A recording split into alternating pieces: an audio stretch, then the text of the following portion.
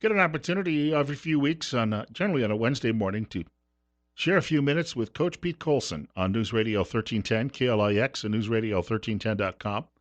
Bill Colley with you until 10 a.m. today. The coach still has a great many friends here in the Magic Valley from his time here. Uh, he is now battling all sorts of issues like heavy traffic and congestion in the Treasure Valley, but he's tough enough that he can do that. He's survived worse in life. First of all, Coach, welcome back to the program. Well, glad to be on the radio with you again. Always love the opportunity to kind of look at life and understand the perspective we're trying to illustrate to society. Okay, now we're gonna allow you to do ask a personal favor today, because you're going to be in Twin Falls this afternoon, and you're looking for some volunteers to help you out with a project. Yes, I need some assistance in loading my truck up with furniture tomorrow between 12 and 4 to move stuff to Mustard Seed. We're trying to clear out a house and get it ready for sale, so if somebody would be willing to help us with that, I greatly appreciate it. I can give you my number if that's okay, 208-539-9257. Thank you very much. You have enough in the way of friends, I think, still here that you probably will have a line willing to help you out. So. Oh, yeah, I've been in contact with people, so I'm just trying to get to calm the storm for my wife. So that's good news. Sometimes at difficult times when you have friends, it really helps you get through it. Oh, I can't agree with you more on that. Hey, gotta ask you a few questions on some really sad news, because I've been wondering. We're all wondering what direction the country is going, and I think I don't remember what I was doing over the weekend when I'd heard that there were a couple of deputies who'd been shot in Southern California in a random attack by the looks of things. And as I understand it, during the course of the overnight, there was an arrest made in that particular case. But it just seems that, and now, look, with these things, throughout human history, we've dealt with these types of things, but it just seems that 2020 has been a year unlike any other, and that there doesn't seem to be, at the moment, any way out of this. And you have to be looking at this too yourself, and you've had some adversity you faced in the past, but you got to be scratching your head and perhaps, just like a lot of other people, wondering if the whole thing is spiraling, out of control at this point. Well, I'm glad I have a relationship with God and He keeps me centered. But at the same time, I'm concerned about the lack of respect for authority figures in our society and people held accountable for their actions and reactions to their choices in life. We've had a series of unfortunate deaths in our society. But there's two sides to every story, and one side is not being told.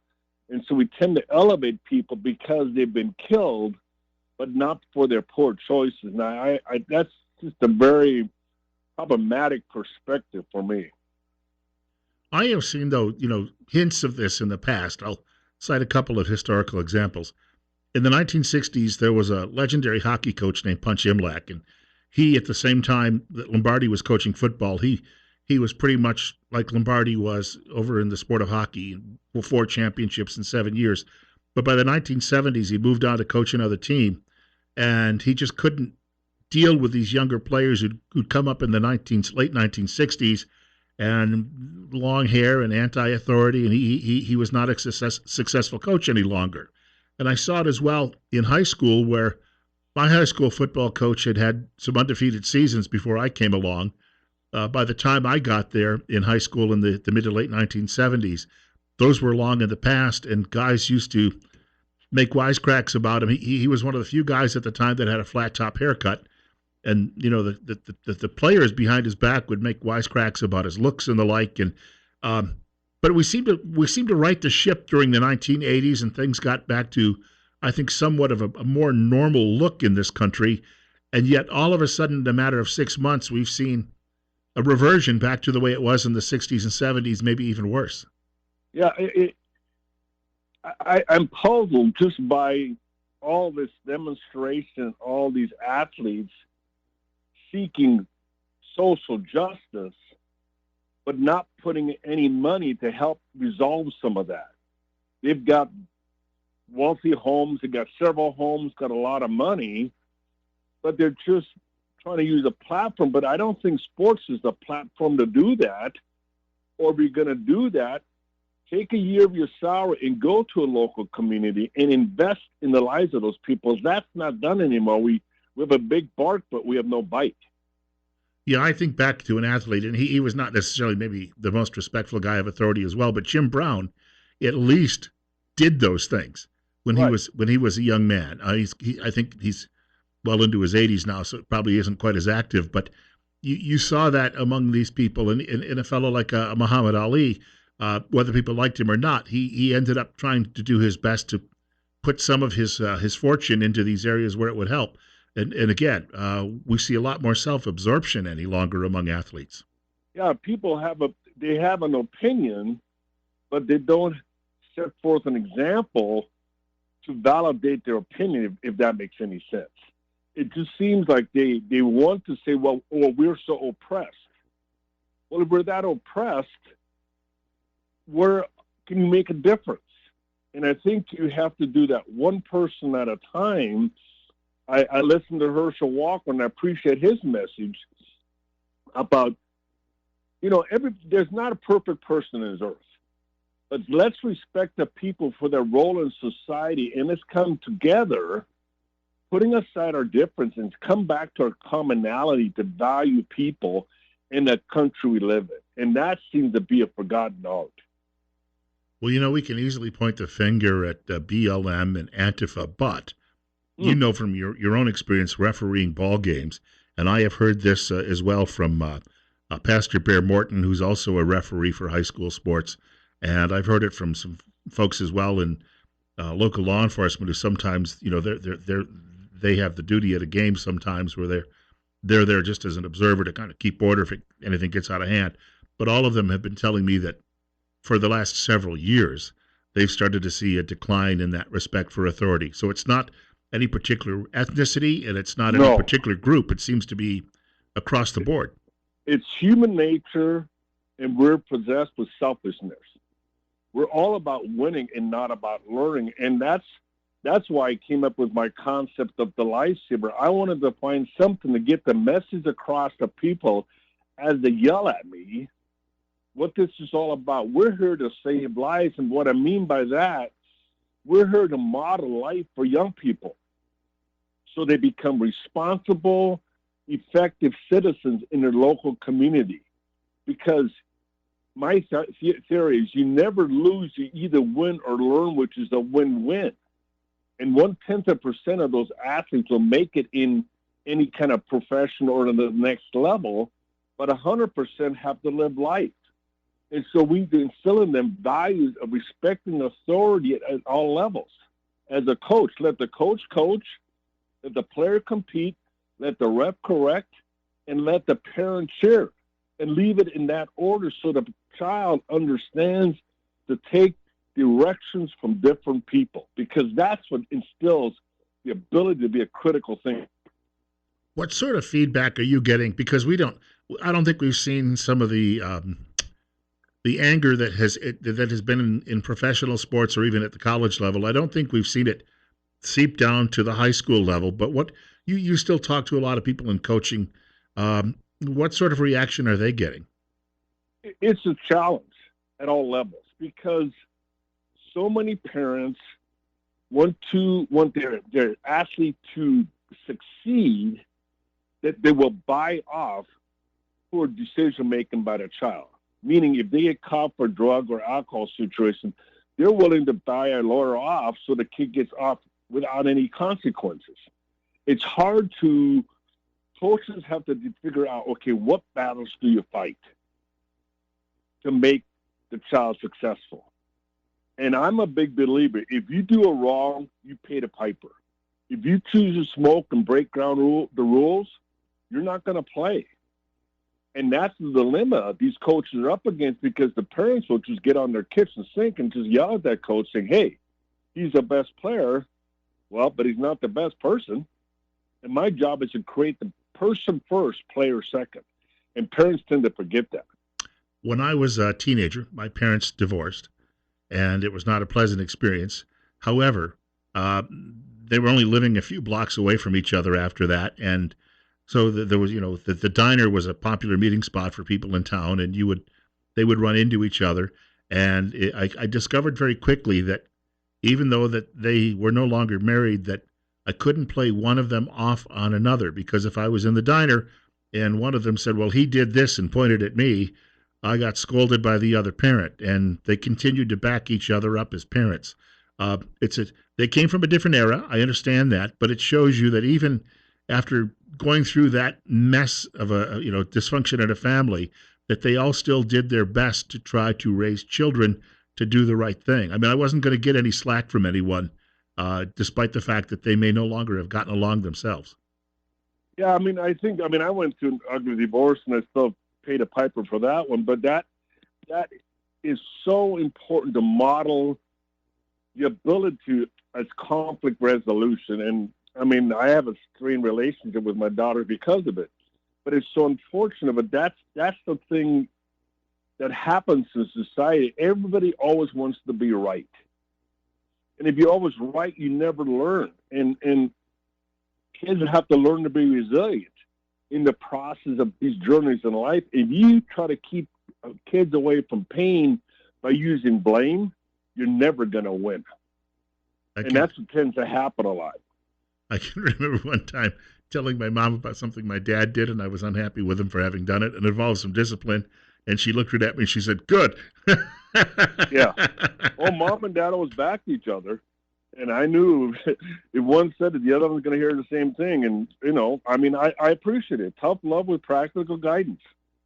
We got to get to a break in just about 40 seconds, and we'll pick this conversation up afterward. For people listening, though, if they'd like to get in touch with you again, how do they go about doing that? Coach Coulson at gmail.com. We got to point out you're working on a book, and this weekend I'm going to try to get some time to sit down and look through some of the outline. My guess is once you get the outline finished and start filling in the blanks, this book is going to be out likely next year, right? That's my hope. I've got several people helping with that because I'm not a good writer, and I'm trying to get it in the right context. So I appreciate your help with that project. Well, we'll talk about that coming up in a few minutes. Coach Pete Coulson with us this morning on News Radio 1310, KLIX, and NewsRadio1310.com. We're at 46. Bill Colley with you, too, on NewsRadio1310.com and News Radio 1310 KLIX. We have a few more minutes with Coach Pete Coulson this morning on News Radio 1310 KLIX and NewsRadio1310.com. It's a balmy 45 outside our studios. It's 8:23. One of my old bosses says, "You don't have to say it's outside." Well, it is a lot warmer inside than outside. I don't want to confuse them. We're not working in an icebox. Coach, we were just talking off air a couple of minutes ago, or the last couple of minutes, and you mentioned something that just fascinated me, that we have a lot of people who have big dreams in life, and they like to pursue fame or celebrity and the like, but you made a great point in that it really all starts in your local community. And if people would start there, then they can build on whatever ambitions they have. However, trying to shoot for the stars right away sometimes, you got to have a bit of a ladder, right? Well, you do. I think you have to kind of create your niche in life. It's just like when I went to college, I wanted to go and to be a missionary, only to find out I have a hard time understanding the English language coming from Europe. But I realized if I get involved in my local community, and I love sports, and I love coaching, I love refereeing, I was able to make a very big difference in my local community. And I think that's where things start. And you don't always have to be the head honcho of anything. I worked as an assistant coach for over 30 years, and I loved every minute of that because I was able to learn and watch somebody navigate through the role of a head coach, and I realized what headaches I want to take on and what I didn't. And as a head coach, you're not just a coach of kids, you coach of parents, the community, and everybody, so you have to really kind of establish your rapport with people to be effective. We were mentioning you're working on a book, and really, the book's going to be a fascinating tale because I think that it's about desire, it's about hope, it's about charity, and how all of these things have affected your life, whether they be from other people, and then how you pointed out earlier you learned from some of these examples.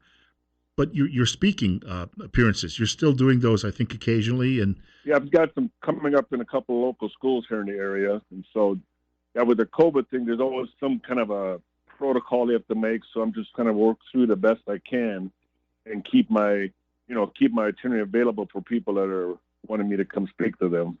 of course, two ways to do that. You can either do it from your den, and they can beam it in on Zoom, or if you're on a stage, you're not anywhere. You're going to Well, be socially distanced, obviously.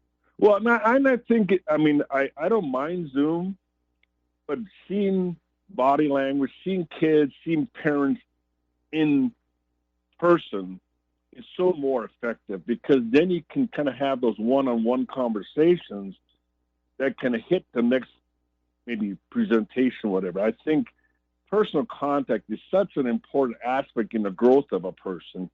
And when you can't do that, it kind of limits the reality of what really is going on. And so I prefer to do it in person when at all possible. It's always nice to get some questions too, I'm sure, and you get probably plenty of those from your audiences. Well, definitely. And my idea is, okay, let's have these questions, and maybe these questions can lead into another conversation that's more specific about something we're discussing, something that can help kids out with, because there's so many hurting people out there. And my goal is just try to give them hope and perspective on what they're going through, give them value, give them significance, as was given to me by the role models in my life. Well, here's the thing. You speak to a lot of younger people at these schools, but I've got to think that that among the teachers and other people that are in those crowds, that you often find you have just as much an impact on somebody who's 50 as 15. Oh, I've been to a couple of presentations. I was thinking, okay, I'm talking to a bunch of engineers, and they're over my head in academics. And boy, there was a couple of guys came up to me crying because of some of the pain they've experienced in their life. And I think when it really comes down to the level ground, everybody has a journey. Everybody, if they're realistic, is exposed to pain. It's how they process that pain that makes them a better person or a bitter person, and that's where the challenge is. I mean, you look at things going on in our society, you've got a lot of angry people. I would love to sit down and have a conversation with them. Understand what is really going on here. How can we have that conversation to understand what are you so mad about that you're destroying your community, or you're destroying your life, or destroying your reputation? What makes you so angry, and how can we fix that? I was going to say, in many cases, some of us have found a line of work that has become that therapy, that therapeutic. And I realize, though, not everybody is that lucky in life, but if you can find something like that that helps you work through it, I guess is the word I'm looking for. Words. That's what you've got to do. You've got to be able to identify that at some point.